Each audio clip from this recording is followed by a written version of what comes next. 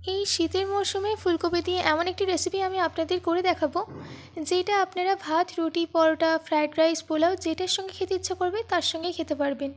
আর এই রেসিপিটা বানাতে কোনো ঝামেলা নেই, খুব সহজেই আপনারা বাড়িতে বানিয়ে নিতে পারবেন। আর এই রেসিপিটা খেতে দারুণ টেস্টি হবে। তো চলুন বেশি দেরি করবো না, শুরু করছি আমার আজকের এই সহজ রেসিপি। হ্যালো ফ্রেন্ডস, আমি পিনু পুকুরতে আপনাদের সবাইকে স্বাগত। এই রেসিপিটা বানানোর জন্য সবার প্রথমে আমি এখানে একটা ফুলকপি নিয়েছি। এবার আমি ফুলকপির ফুলগুলোকে ছাড়িয়ে নেব। বেশি ছোট করে করবেন না, যেন মিডিয়াম সাইজের থাকে সেটা দেখবেন। দেখুন আমি ফুলকপির ফুলগুলোকে এইভাবে ছাড়িয়ে নিয়েছি। এবার আমি একটা কড়াইতে দিয়ে দিচ্ছি 5 চামচ সাদা তেল। তেল গরম হয়ে গেলে দিয়ে দিতে হবে একটা মিডিয়াম সাইজের স্লাইস করে কেটে রাখা পেঁয়াজ। পেঁয়াজটাকে ততক্ষণ ভেজে নিতে হবে যতক্ষণ না এর মধ্যে সুন্দর গোল্ডেন ব্রাউন কালার চলে আসে। দেখুন আমাদের পেঁয়াজের মধ্যে একটা সুন্দর গোল্ডেন ব্রাউন কালার চলে এসেছে। এবার আমি পেঁয়াজটাকে তেল থেকে তুলে নেব।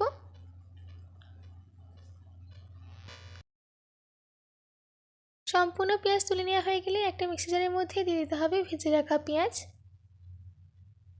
দিচ্ছি 7টা কাজু, 1 চামচ চারমগজ, 3টে কাঁচা লঙ্কা, ধনে পাতা আর অল্প পরিমাণে জল দিয়ে এটার একটা ফাইন পেস্ট রেডি করে নেব। দেখুন আমাদের এখানে পেস্টটা রেডি হয়ে গেছে। এবার আমি আগে থেকে জল গরম করতে দিয়েছিলাম, জলটা ফুটে উঠলে দিয়ে দিতে হবে ফুলকপি। ফুলকপিগুলোকে বেশি সেদ্ধ করব না, মাত্র 1 মিনিটের জন্য সেদ্ধ করে নিতে হবে। আমাদের এখানে 1 মিনিট হয়ে গেছে। এবার আমি ফুলকপিগুলোকে তুলে একটা পাত্রে নামিয়ে নিচ্ছি। এবার ওই একই কড়াইতে দিয়ে দিচ্ছি 1 চামচ বাটার। বাটারটা গরম হয়ে গেলেই দিয়ে দিতে হবে ফুলকপি।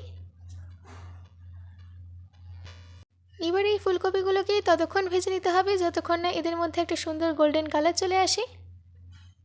দেখুন আমাদের ফুলকপির মধ্যে একটা সুন্দর গোল্ডেন কালার চলে এসেছে। এবার ফুলকপিগুলোকে তুলে নিয়ে একটা বলে নামিয়ে নিতে হবে। এবার এই ফুলকপির মধ্যে দিয়ে দিতে হবে আগে থেকে তৈরি করে রাখা পেস্ট। দিচ্ছি 150 গ্রাম টক দই, 1/2 চামচ জিরে গুঁড়ো, 1 চামচ ধনে গুঁড়ো, 1/4 টেবিলস্পুন গরম মশলা গুঁড়ো, 1/2 চামচ গোলমরিচ গুঁড়ো, স্বাদ মতো নুন। এবার এই সব ইনগ্রিডিয়েন্টসগুলোকে ফুলকপির সঙ্গে ভালো করে মিশিয়ে নিতে হবে। এবার আমি ফুলকপিটাকে একটা সাইডে রেখে দিচ্ছি। এদিকে আমি কড়াইয়ের মধ্যে দিয়ে দিচ্ছি 3 চামচ তেল। তেল গরম হয়ে গেলে এর মধ্যে দিয়ে দিতে হবে একটা তেজপাতা, একটা বড় এলাচ, 1/2 দারচিনি, 4টে এলাচ, 4টে লবঙ্গ আর 1 ছোটো চামচ জিরে। এবার এগুলোকে তেলের মধ্যে 10 সেকেন্ডের জন্য সতে করে নেব। তেলের মধ্যে এগুলোর ফ্লেভার চলে গেলে দিয়ে দিতে হবে 2 চামচ আদা রসুন বাটা। আদা রসুন বাটাটাকে ততক্ষণ রান্না করে নিতে হবে যতক্ষণ না এদের মধ্যে থেকে কাঁচা গন্ধটা চলে যায়। এবার আমি এর মধ্যে দিয়ে দিচ্ছি ম্যারিনেট করে রাখা ফুলকপি। ভালো করে মিশিয়ে নিতে হবে।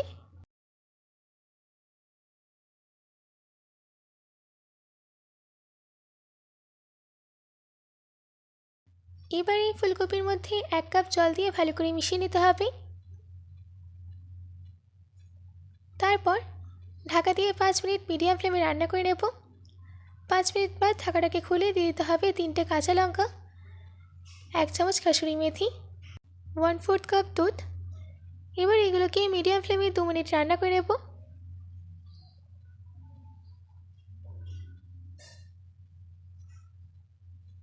2 মিনিট বাদ এর মধ্যে দিয়ে দিতে হবে 1 চামচ বাটার। বাটারটাকে ভালো করে মিশিয়ে নিতে হবে। ব্যাস রেডি হয়ে গেল আমাদের ফুলকপি মালাই চা।